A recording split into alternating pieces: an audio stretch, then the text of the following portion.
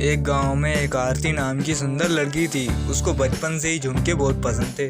उसने छोटी सी उम्र में ही अपने कान झुमके पहनने के लिए फुड़वा लिए थे। धीरे धीरे वो बड़ी हुई और झुमकों को लेकर उसका पागलपन बढ़ता ही गया। वो जब रहती झुमके पहने रहती, बड़े झुमके, छोटे झुमके, लाल झुमके, पीले झुमके, हरे कलर के झुमके, को कॉलेज बैग में झुमके। वो इस हद तक झुमकों को लेकर पागल थी। सोने जाएगी तो झुमके, नहाएगी तो झुमकों के साथ। कानों में कई बार दर्द भी होता क्योंकि झुमकों का वजन भी कभी कभी बहुत ज्यादा होता था। धीरे धीरे काफी समय निकल गया और आरती की शादी हो चुकी थी। वो ससुराल में भी झुमके पहनती थी और पूरा कमरा उसका झुमकों से भरा हुआ होता था। फिर भी घर से बाहर निकलते ही उसे झुमके की दुकान की याद आने लगती थी।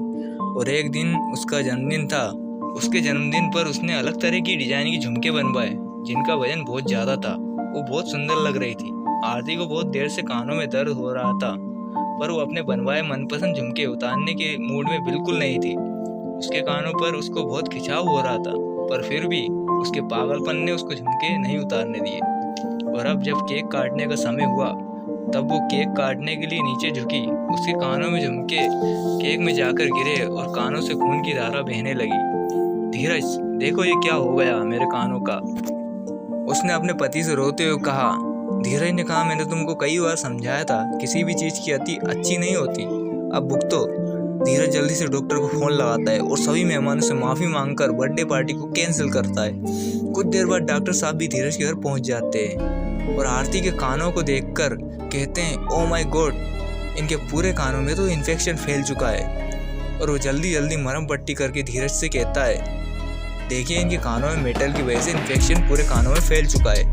इनके कानों को आधा काटना पड़ेगा, नहीं तो ये इन्फेक्शन कानों के पर्दों तक पहुंच जाएगा और ये पूरी तरीके से बहरी भी हो सकती है। धीरज ने कहा, ठीक है डॉक्टर साहब। ये सब सुनकर आरती पर दुखों का पहाड़ टूट पड़ा और वो फूट फूट कर रोने लगी। धीरज ने उसको कितना ही समझाया था, पर वो अपनी जिद पर अड़ी रही और आज उसको अपने कान गंवाने पड़े। आज उसके पास झुमके तो बहुत सारे हैं, पर पहनने के लिए कान कहाँ से लाए। इस कहानी से हमें यही शिक्षा मिलती है कि किसी भी बात की अति हमेशा नुकसानदायक होती है।